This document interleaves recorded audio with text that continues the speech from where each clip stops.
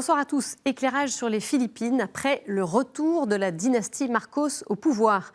Le 9 mai dernier, Marcos Jr., fils de l'ancien dictateur Ferdinand Marcos, qui régna d'une main de fer sur l'archipel entre 1965 et 1986, a été élu avec 56% des voix. Dans ce pays, à la population très jeune, les 18-30 ans représentent la grande majorité des électeurs, eh bien la campagne s'est jouée sur les réseaux sociaux. Comment l'Église se mobilise pour l'éducation des consciences, qu'elle est aussi le visage des jeunes catholiques hyper connectés. On va en parler dans un instant avec notre invité, le frère Marie-Étienne, membre de la communauté Saint-Jean à Cebu, aux Philippines. Mais pour commencer, quelques repères. Les Philippines sont morcelées en 7000 îles situées en Asie du Sud-Est. Manille en est la capitale. La population se situe autour de 108 millions d'habitants. Côté religion, environ 90% des Philippins sont chrétiens, dont 84% de catholiques. Il s'agit du plus grand pays catholique d'Asie. Les musulmans sont 5%, les animistes 2,3% et les autres religions 1,6%. Tout de suite, mon invité.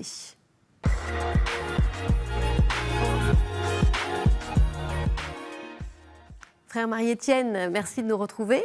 Voilà, à l'occasion de votre passage ici en France. Alors, vous êtes entré dans la communauté Saint-Jean, c'était en 1997, quelques mots pour vous présenter. Vous avez fait votre profession perpétuelle 5 ans plus tard.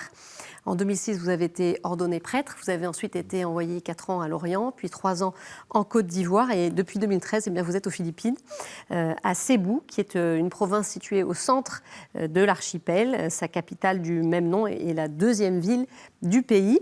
Et votre prieuré compte 11 frères, dont 2 Philippins. La communauté se trouve à Cebu depuis 1994. Elle agit essentiellement auprès des jeunes. On va en parler. Alors tout d'abord, peut-être une photographie sur Cebu, parce qu'on a beaucoup parlé, nous ici, de Manille, à travers différentes émissions, mais Cebu, on connaît moins. Donc, on a une petite infographie qui nous présente quelques chiffres, puisque Cebu, c'est le berceau de l'évangélisation du pays, avec l'arrivée des Espagnols en 1521. Elle compte 4 millions d'habitants, dont 80% de catholiques, environ 500 prêtres. Alors, peut-être une première question, on a envie de vous demander, frère, vous vous trouvez un petit peu dans l'épicentre catholique des Philippines. Est-ce que, du coup, ça donne un parfum particulier à Cebu ? Ah oui, on le voit surtout au mois de janvier de chaque année, parce qu'il y a cette immense fête qu'il a faite du Santo Niño, en l'honneur du Santo Niño, qui est la statue de l'enfant Jésus, roi, qui est vénérée à Cebu, qui a été apportée par les Espagnols, qui est un peu le symbole de l'évangélisation et le signe de la foi. Et donc, chaque année, on a une énorme fête avec des processions, des messes et une célébration qui est très, très puissante, en fait. Donc ça, pour moi, c'est un peu l'image de la ferveur à Cebu. Une autre image qui me vient à l'esprit, c'était il y a 6 mois, on a eu le typhon qui a dévasté une partie de l'île là, et qui a détruit énormément de choses. Et votre prieuré d'ailleurs avait été... Voilà, on a été affecté, et 2-3 semaines après, on était allé célébrer une messe dans un village qui a été très touché dans le sud de l'île, et là, on avait apporté de l'aide pour reconstruire, etc. Et en fait, donc on a célébré la messe. C'était la première fois qu'ils avaient la messe dans ce village depuis avant le Covid, parce qu'à cause des restrictions, tout ça. Et il y avait cette joie, cette action de grâce énorme de enfin pouvoir avoir la messe dans leur village. Et en fait, c'était ça qu'ils attendaient vraiment.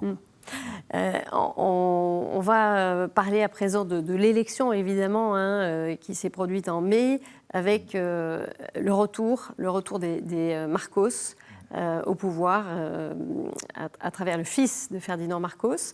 Qu'est-ce que ça signifie pour les Philippins, ce retour de cette dynastie ?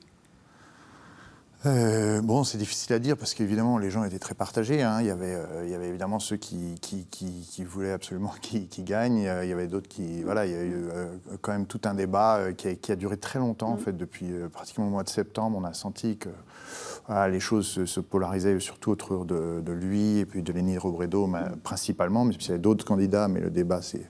Voilà, je pense qu'ils attendent un peu un homme fort. Bon, c'est un peu la continuité quand même avec le président précédent. C'est un peu le même clan, en fait, le même camp. Pas complètement, mais voilà, il y a une certaine continuité. Qui était vice-présidente. Voilà, elle est vice-présidente. Donc, Je crois qu'il y a l'attente de, oui, une sorte de peut-être d'un homme fort qui répond à certains problèmes. Il a fait beaucoup de promesses, surtout, par exemple, le riz 3 fois moins cher qu'il est à présent, etc. Bon, C'est de la démagogie, voilà. ça? Je sais pas, en tout cas, ça séduit beaucoup. Alors, il y a beaucoup de populations plus pauvres aussi qui étaient un peu, voilà, qui suivaient un peu ça. Comme vous le dites, voilà, les réseaux sociaux ont beaucoup joué.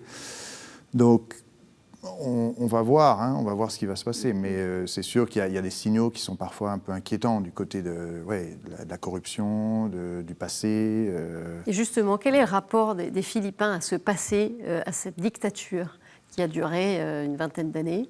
Mais moi, quand j'ai vu les choses un peu se passer, alors bon, en observateur qui est finalement depuis pas longtemps là-bas et qui ne connaît pas très bien, mais ce qui m'a étonné, c'est de voir à quel point cette question de la dictature, du passé, était en fait pas pacifiée, quoi. C'est-à-dire qu'il y avait quand même quelque chose qui... en fait, dans les mois de campagne, c'est-à-dire si tu disais oui, mais il y a eu la loi martiale, etc., il y a eu quand même des choses qui sont passées. Alors, dans ce cas-là, on disait ah oui, donc ça veut dire que tu es en fait de ce camp-là politique, alors qu'en fait, c'est pas une histoire de camp politique, c'est quand même qu'il y a des choses qui se sont passées, quoi. Irréfutable. Et voilà, irréfutable. Alors après, il y en a qui disent oui, mais après la dictature, il y a eu aussi des choses, oui, c'est vrai, etc. Et on sent qu'il y a un passé, en fait, qui est encore sujet à sûrement pas mal de... Ouais, qui n'est pas pacifié en tout cas, qui est sujet à des tensions, qui est sujet qui touche les générations qui l'ont vécu. Et en fait, bah alors les générations, la génération des jeunes d'aujourd'hui n'a pas vécu tout cela. Voilà. Elle se sent très déconnectée de ça. Elle se sent déconnectée de cette beaucoup histoire. Plus, ouais, et du coup, la génération précédente qui a vécu cela... a peut-être du mal aussi à faire passer le message, en fait, de dire, ben oui, mais attention. Voilà. Donc là, on sent qu'il y a aussi un conflit de génération, sûrement. Ouais. Et comment l'Église, elle s'est mobilisée dans cette campagne? Est-ce qu'il y a eu des prises de position, un peu de formation aussi? Alors, de manière officielle, une des lettres de la conférence des évêques qui a marqué, là je parle au niveau de toutes les Philippines, c'était à la fin du mois de février, les évêques ont issu une lettre qui mettait justement en garde contre le risque de déformer l'histoire et de faire attention justement aux fake news, aux choses qui relisaient l'histoire en tentant d'effacer une partie du passé, etc. C'était le sujet de la lettre. Alors évidemment, ça a été bien pris par certains, moins par d'autres. Il y en a qui n'ont pas apprécié. Ça, c'était le principal document. Après, au niveau individuel, des évêques, des prêtres, il y a eu des positions souvent très différentes, hein, pas forcément, voilà. Il y a quand même beaucoup de prêtres et de religieux, religieuses qui se sont engagés très fort pour soutenir Leni Robredo, même si je pense que ce n'est pas tous. Moi, au niveau de Cebu, j'ai vu quand même beaucoup de prêtres qui prenaient cette option. Il y a une parole d'un prêtre qui m'a frappé. Il disait sur les réseaux sociaux, il disait oui, mais si vous soutenez ce candidat, peut-être que plus tard, elle va prendre des décisions, des lois qui seront contre la morale de l'Église, et dans ce cas-là, vous serez coupable, etc. Et le prêtre dit, non, dans ce cas-là, on marchera encore, on sortira dans la rue à nouveau, parce qu'on soutient ce candidat aujourd'hui, mais si jamais on n'est pas lié à celui ou à ce candidat, mais à nouveau, parce que ce qui nous importe, c'est notre foi et notre conscience. Donc ça, j'avais trouvé ça une belle parole, d'un engagement, mais aussi avec une liberté, quoi. Alors, il y a le responsable des relations avec les médias de Caritas Philippines qui, lui, a un constat un peu amer sur ces résultats d'élections qui nous montrent que, je le cite, nous avons échoué en tant qu'enseignants de la démocratie, de la moralité et de la justice. Il y a une forme d'introspection de l'Église aujourd'hui de se dire, finalement, même s'il y a eu une mobilisation, ça n'a pas empêché cette élection d'aboutir. Ouais, après, c'est le processus d'élection. Enfin, on peut pas. Bien sûr, on avertit, on forme, mais après, les personnes gardent leur liberté de choisir et d'aller dans le sens où il semble que le leader, le président, qu'il souhaite. Alors, mais c'est vrai que le message que portaient pas mal de pasteurs a du mal à passer, en fait, je pense, auprès des jeunes générations. Je pense que l'influence des réseaux sociaux est énorme, que les jeunes sont très, voilà, ils ont une palette énorme d'informations qui leur tombent. Ils sont que happés peut-être il y a par une ça. difficulté à rejoindre, à se sentir, peut-être une certaine difficulté d'être crédible sur ce terrain-là. Peut-être on pense que l'Église est trop liée à certains leaders politiques et donc dans ce cas-là, on préfère s'en éloigner. Voilà. Donc il y a un peu une difficulté de ce côté-là. Pourtant, je pense que ça a été quand même une occasion pour pas mal de jeunes de se poser des questions, de réfléchir, de discuter. Alors même parfois il y avait un peu des tensions, il y avait des gens qui se sont un peu disputés, mais je crois que ça a été une occasion quand même de plus de débats. Alors j'espère que ça va produire des fruits dans le futur. En tout cas, cette campagne électorale, on l'a dit, elle a été alimentée par de nombreuses fake news diffusées grâce aux réseaux sociaux, notamment sur l'origine de la fortune de Marcos Junior. Des influenceurs auraient été payés par le candidat pour propager ces fake news et réécrire les pages sombres de Marcos père. Cette campagne habile de désinformation a sans doute contribué à faire élire le fils de l'ancien président. Mais plus largement, les jeunes Philippins ont peu de distance avec ce qu'ils lisent sur Internet, constate le père Andrei Vantanila, qui est directeur de la commission jeunesse pour l'archidiocèse de Cebu. On l'écoute. There are many false informations and many young people would simply accept the information. Even before, there was already this spread of misinformation. Even before. And what happened in the election is simply one of the outcomes of misinformation. Okay? And the church is also doing its best. It's already in the social media, but still we have to work more. We have lots of resources, and we have many young people here who can help us. But the problem is, the first thing we need to do is to help them also first, to train their minds, to form their conscience, so that they can be well versed in what they are going to teach in the internet. Many young people would go there in the internet in the wrong direction. But sad to say, they don't know that they are going in the wrong direction. They have in their minds that it won't affect them, this won't affect the community or the church at large. So that is the challenge here. Une réaction, frère? C'est votre challenge? Moi j'aime bien, enfin c'est tout à fait ça, former les consciences, quoi. Et là on voit bien que on a un énorme défi. Et moi je le prends positivement. On a des jeunes qui, bien sûr, ils vont à la paroisse, ils vont à l'église, encore que beaucoup n'y vont plus. Et donc là il faut aller les chercher aussi, chercher les brebis perdues. Mais même s'ils vont à l'église, moi je vous donne un exemple. J'ai une jeune de notre programme de scolarisation. Une fois je discutais avec elle parce qu'elle m'avait posé des questions par rapport à la question de l'avortement, parce qu'elle avait un devoir pour l'école à faire là-dessus. Je sentais que l'orientation du devoir était quand même un peu dans le sens de promouvoir l'avortement, elle était en école publique. Et voilà, et je me suis rendu compte que cette jeune fille, en fait, eh bien, tout en étant vraiment une catholique qui pratique sa foi, elle avait quand même besoin énormément de comprendre ce que l'Église enseigne de ce côté-là. Et là, on a un énorme défi parce que je pense que c'est un travail qui n'a pas beaucoup encore été fait. On se reposait sur beaucoup peut-être de traditions, de piété populaire qui sont très belles et très bonnes, mais les jeunes d'aujourd'hui, ils ont besoin de plus que ça. Ils ont besoin de vraiment recevoir aussi dans l'intelligence, dans leur esprit, aussi au moins des lignes de conduite, pas forcément de leur dire il faut faire ça, il faut voter ci, il faut voter ça, mais au moins de savoir prendre de la distance, discerner et voir pourquoi l'Église aussi nous montre ce chemin. Et ça, c'est au cœur de votre mission?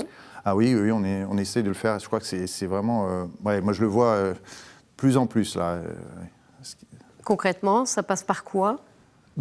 En fait, il faut d'abord être proche d'eux. Je crois que moi, ce que je réalise, c'est que les jeunes, ils ont besoin que le pasteur, le prêtre, enfin le frère, la religieuse, ils sortent et puis là, ils se bougent. Et puis, c'est pas à eux d'aller à l'église, c'est pas à eux d'aller au presbytère, ils vont pas sonner la cloche. Non, il faut aller vers eux. Là où ils sont. Voilà, et prendre le temps, échanger, parler, etc.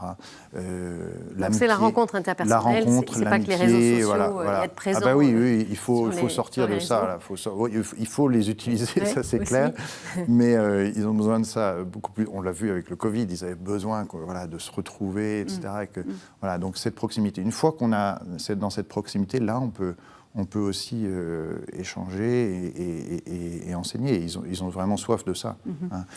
Alors après la mission d'éducation des consciences, on va parler de l'évangélisation, une autre mission que vous portez aussi. Et aux côtés de la communauté Saint-Jean, des laïcs s'engagent pour reconquérir les jeunes Philippins de Cebu qui se sont éloignés de l'Église en les formant, en les évangélisant. C'est le cas de Jason Vergara. Il a 32 ans et a travaillé plusieurs années dans une banque avant de tout lâcher pour devenir missionnaire laïque au sein d'une communauté charismatique catholique, The Light of Jesus. Depuis presque 3 ans, il sillonne la province de Cebu, de village en village, pour organiser des sessions alpha, ces séances de catéchèse ouvertes à tous pour découvrir ou redécouvrir les bases de la foi catholique. Plus de 2000 jeunes ont déjà participé aux séances de Jason, parfois dans des zones montagneuses très isolées, des séances qui portent leurs fruits selon le jeune missionnaire, comme il l'explique à Stéphanie Tesson. It's new for everyone, but the content of this program is nothing new. So it's like a basic catechism. It gives them a smile. They can say anything. So no one is judging them. They can say what they feel, what they think. And that's the good for this program, especially for those people who wants to serve God and they don't know how to do it. For those people who have lost their identity, who have lost their faith, who stopped practicing their faith. So that's our problem here in the Philippines. We know all the sacraments, we use the sacraments, but we don't really know the real essence of Jesus' teachings. Most of the young people right now are morally corrupted.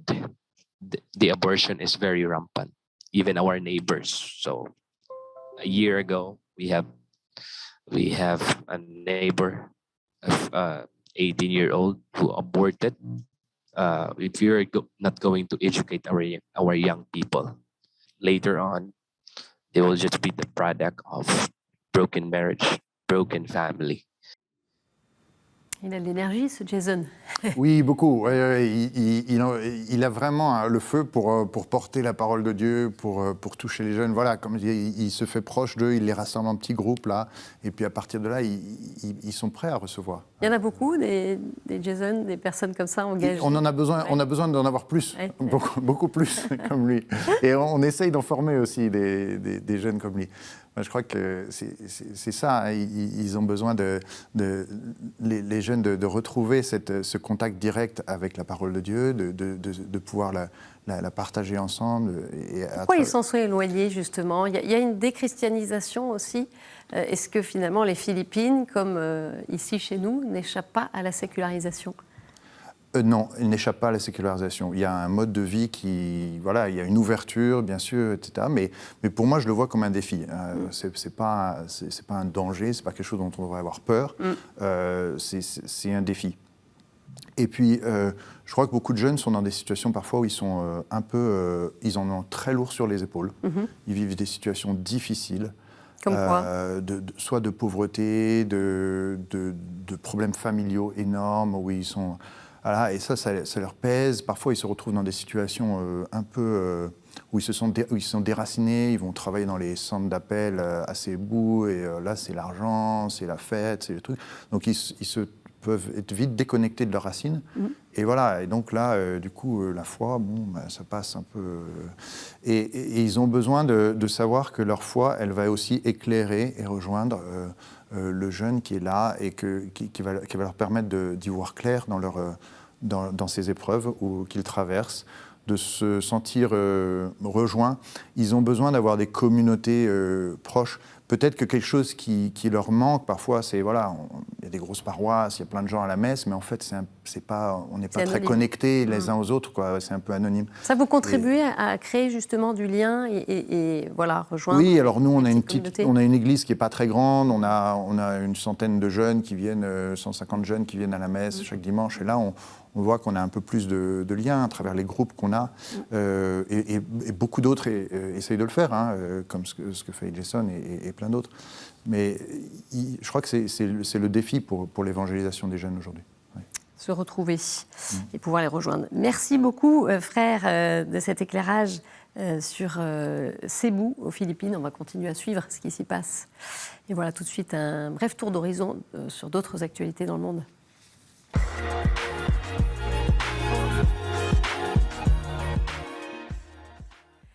Le métropolite Hilarion de Volokolamsk, rétrogradé, celui qui était ministre des Affaires étrangères du patriarche Kirill, a été nommé le 7 juin en Hongrie. Pour lui succéder, le métropolite Anthony de Serjonèse. Le même jour, le patriarche Kirill a entériné le transfert à l'Église russe des 3 diocèses de Crimée, jusqu'ici placés sous la responsabilité de l'Église orthodoxe ukrainienne, rattachée au patriarcat de Moscou. C'est un nouveau coup dur pour l'Ordre de Malte. L'institution a annoncé le 7 juin la mort soudaine de son plus haut responsable, Fra Marco Luzago, victime d'une hémorragie cérébrale. Élu en 2020 comme lieutenant du Grand Maître, il succédait à Fra Giacomo Dalla Torre, lui aussi décédé seulement 2 ans après son élection à la tête de l'Ordre, actuellement engagé dans une profonde réforme interne. Et puis au Nigeria, 4 jours après le massacre, le jour de la Pentecôte de l'église Saint-François-Xavier à Owo, dans l'état d'Ondo, ayant fait 22 morts et des dizaines de blessés, eh bien on a appris que quelques heures avant l'attaque, un prêtre catholique avait été enlevé à Obanguédé, dans la zone de gouvernement local d'Okei, dans l'état de Kogi, qui est limitrophe d'Ondo. Le père Christopher Itopa Onotu, pasteur de l'église Our Lady of Perpetual Help, aurait été enlevé le 4 juin. Des témoins ont rapporté que des hommes armés sont entrés dans le presbytère et ont enlevé le prêtre par la force. Alors l'attaque d'Ondo n'a pas été revendiquée à ce jour, mais elle s'ajoute à la longue liste des violences menées par des bandes généralement issues de l'ethnie majoritaire, qui est aussi l'ethnie du président. Un climat de terreur qui s'aggrave d'année en année, alors que l'élection présidentielle se tiendra dans le pays en 2023. Analyse du père John Swakor, prêtre nigérian des missions africaines. Dans mon État, qui est majoritairement chrétien, il y a quelques années, on avait tué 2 prêtres et des chrétiens pendant la messe en semaine. Bon, toujours avec des promesses de retrouver les coupables et tout. Jusqu'à aujourd'hui, ça fait déjà 3 ans, 4 ans, on n'a jamais trouvé des coupables. Donc, il n'y a aucun endroit au Nigeria où les gens se sentent en sécurité. Malheureusement, les 2 grands partis viennent de choisir les représentants pour la présidentielle qui ne peuvent pas aider les gens parce que le parti en opposition a choisi encore un peu les mêmes ethnies que les agresseurs. Donc, pour le moment, les gens attendent pour voir s'il y a un 3e parti qui peut présenter quelqu'un de plus crédible. Et il peut arriver un jour où les chrétiens vont plus écouter les chefs religieux, les gens vont prendre les armes pour se défendre. Parce que à chaque fois que les évêques disent, voilà, il faut prier, il faut jeûner, manifester et tout, et les gens disent, quel résultat nous avons jusque-là? On nous tue, il n'y a rien. Et tout de suite, place à notre chronique du monde.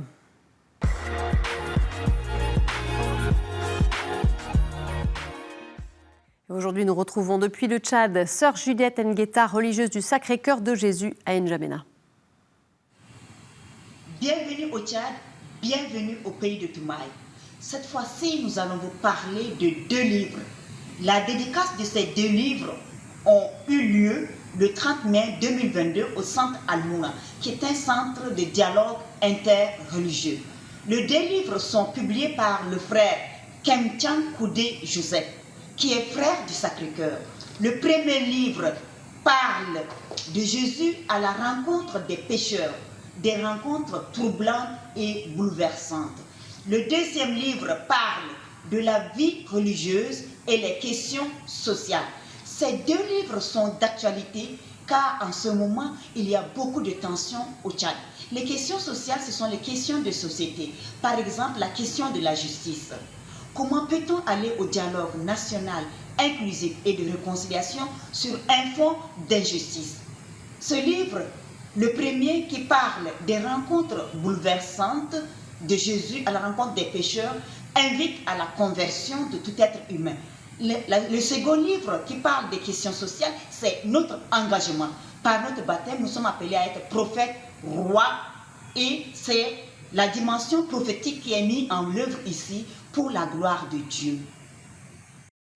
Merci, ma sœur. Voilà, c'est la fin de cette édition. Vous pouvez la retrouver sur notre site et nos réseaux sociaux. Merci de nous avoir suivis. Je vous souhaite une très belle semaine. On se retrouve jeudi prochain. Au revoir.